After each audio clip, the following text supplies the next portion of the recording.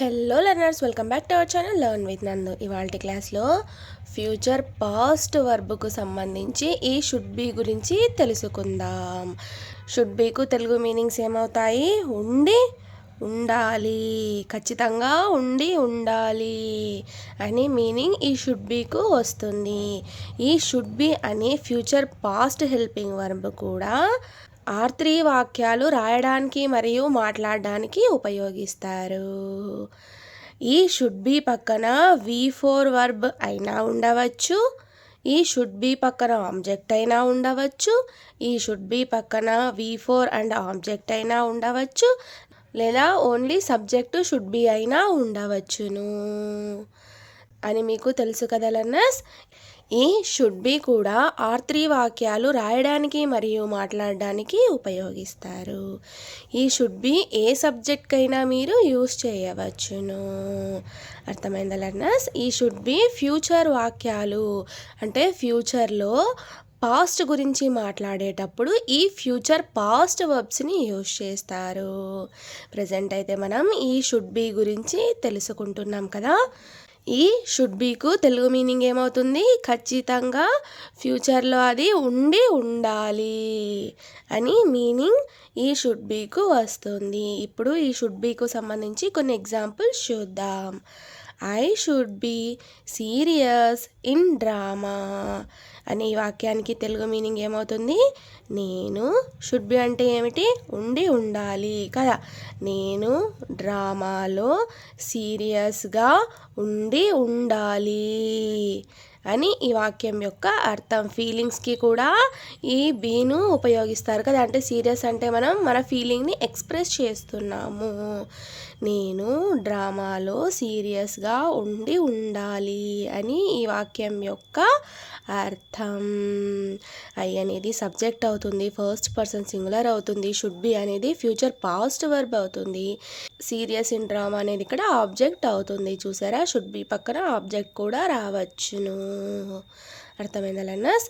He should be going, అతడు వెళుతూ ఉండి ఉండాలి, ఖచ్చితంగా అతను వెళ్తూ ఉండి ఉండాలి, ఖచ్చితంగా పని జరగాలి అని ఈ వాక్యం యొక్క అర్థం. ఇవి జరిగేవి ఫ్యూచర్లోనే, ఫ్యూచర్ గురించి చెప్పడమే. అంటే ప్రజెంట్లో ఉంటూ ఫ్యూచర్ గురించి మాట్లాడుతున్నాం. ఆ మాట్లాడటంలో కూడా పాస్ట్లో జరిగింది అని చెప్పడానికి ఈ ఫ్యూచర్ పాస్ట్ వర్బ్స్ని యూజ్ చేస్తారు. అతడు వెళ్తూ ఉండి ఉండాలి అని ఈ వాక్యం యొక్క అర్థం. For suppose he would be going అనే వాక్యానికి తెలుగు మీనింగ్ ఏమవుతుంది? అతను వెళ్తూ ఉండి ఉంటాడు. ఉంటాడు అనడానికి వుడ్ని యూజ్ చేస్తాము. ఉండాలి ఖచ్చితంగా అనడానికి ఈ షుడ్ని యూజ్ చేస్తారు. అర్థమైందా learners?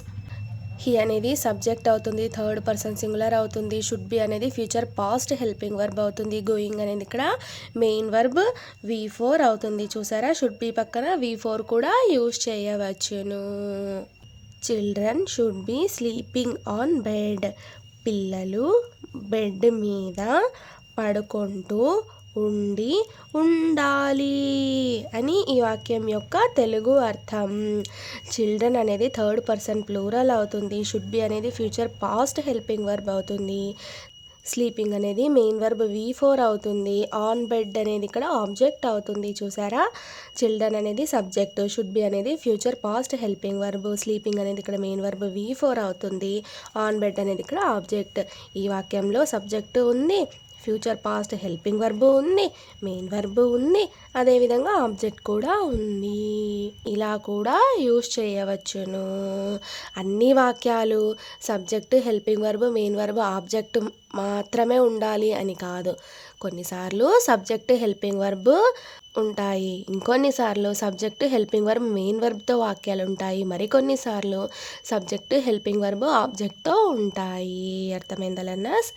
I should be coming, నేను వస్తూ ఉండి ఉండాలి అని ఈ వాక్యం యొక్క తెలుగు అర్థం. ఐ అనేది సబ్జెక్ట్ అవుతుంది, ఫస్ట్ పర్సన్ సింగులర్ అవుతుంది. షుడ్ బి అనేది హెల్పింగ్ వర్బ్ అవుతుంది, ఫ్యూచర్ పాస్ట్ హెల్పింగ్ వర్బ్ అవుతుంది. కమింగ్ అనేది ఇక్కడ మెయిన్ వర్బ్ V4 అవుతుంది. ఫర్ సపోజ్ షుడ్ బి కాకుండా షెల్ బి తీసుకున్నట్టయితే ఈ వాక్యం మీనింగ్ ఏమవుతుంది? ఐ షెల్ బీ కమింగ్, నేను వస్తూ ఉండాలి. షెల్ బి అంటే మీనింగ్ ఏమిటి? ఉండాలి అని అర్థం. షుడ్ బీకి అర్థం ఏమిటి? ఉండి ఉండాలి అని అర్థం. She should be having meals. ఆమె మీల్స్ తింటూ ఉండి ఉండాలి అని ఈ వాక్యం యొక్క తెలుగు మీనింగ్. షీ అనేది థర్డ్ పర్సన్ సింగులర్ అవుతుంది. షుడ్ బి అనేది ఫ్యూచర్ పాస్ట్ హెల్పింగ్ వర్బ్ అవుతుంది. హ్యావింగ్ అనేది ఇక్కడ మెయిన్ వర్బ్ V4 అవుతుంది. మీల్స్ అనేది ఇక్కడ ఆబ్జెక్ట్ అవుతుంది. హ్యావింగ్ తినటానికి కూడా ఉపయోగిస్తారు అని హ్యావ్ ఫార్మ్స్ యూసేజ్ చెప్పినప్పుడు చెప్పాను. అర్థమైందా learners? Rani should be loving him. Rani అతన్ని లవ్ చేస్తూ ఉండి ఉండాలి. ఖచ్చితంగా ఆమె లవ్ చేస్తూ ఉండి ఉండాలి అని ఈ వాక్యం యొక్క తెలుగు అర్థం. రాణి అనేది థర్డ్ పర్సన్ సింగులర్ అవుతుంది. షుడ్ బి అనేది ఫ్యూచర్ పాస్ట్ హెల్పింగ్ వర్బ్ అవుతుంది. లవింగ్ అనేది ఇక్కడ మెయిన్ వర్బ్ V4 అవుతుంది. హిమ్ అనేది ఇక్కడ ఆబ్జెక్ట్ అవుతుంది. రాణి షుడ్ బి లవింగ్ హిమ్ అనే వాక్యానికి తెలుగు అర్థం రాణి అతన్ని ప్రేమిస్తూ ఉండి ఉండాలి అని అవుతుంది. ఫర్ సపోజ్ ఈ షుడ్ ప్లేస్లో వుడ్ తీసుకున్నట్టయితే ఈ వాక్యానికి తెలుగు మీనింగ్ ఏమవుతుంది? రాణి వుడ్ బి లవింగ్ హిమ్ అంటే రాణి అతన్ని లవ్ చేస్తూ అంటే ప్రేమిస్తూ ఉండి ఉంటుంది అని ఈ వాక్యం యొక్క అర్థం. ఇప్పుడు అర్థమైందలన్నా షుడ్ బీకు వుడ్ బీకు తేడా ఏమిటి అని. షుడ్ బి అంటే ఖచ్చితంగా ఉండి ఉండాలి అని అర్థం. వుడ్ బి అంటే ఉండి ఉంటుంది అని అర్థం. Smart people should be working smart. Smart people స్మార్ట్గా పనిచేస్తూ ఉండి ఉండాలి అని ఈ వాక్యం యొక్క అర్థం. స్మార్ట్ పీపుల్ అంటే థర్డ్ పర్సన్ ప్లూరల్ అవుతుంది కదా.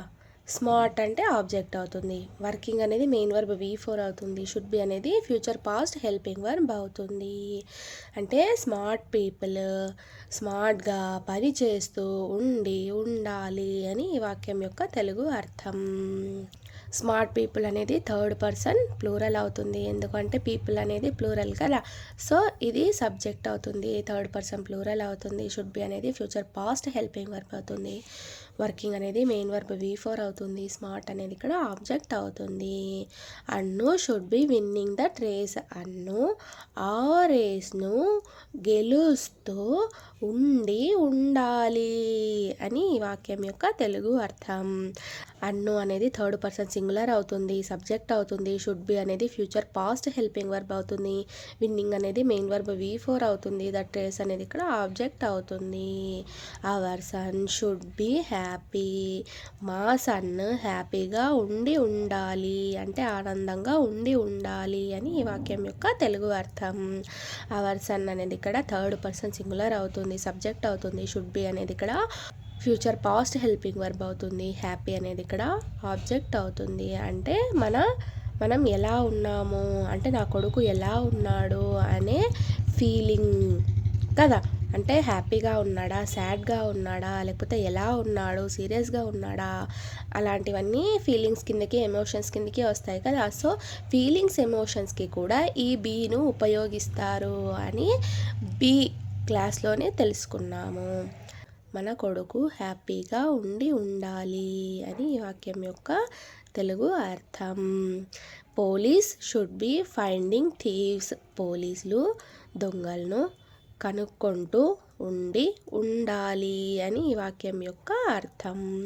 పోలీస్ అనేది థర్డ్ పర్సన్ ప్లూరల్ అవుతుంది. పోలీస్ అంటే ఒకరే కాదు కదా, చాలామంది వస్తారు కనుక థర్డ్ పర్సన్ ప్లూరల్ కిందకి తీసుకుంటాము. షుడ్ బి అనేది ఫ్యూచర్ పాస్ట్ హెల్పింగ్ వర్బ్ అవుతుంది. ఫైండింగ్ అనేది ఇక్కడ మెయిన్ వర్బ్ V4 అవుతుంది. థీవ్స్ అనేది ఇక్కడ ఆబ్జెక్ట్ అవుతుంది. పోలీసులు దొంగల్ని కనుక్కుంటూ ఉండి ఉండాలి అని ఈ వాక్యం యొక్క తెలుగు అర్థం.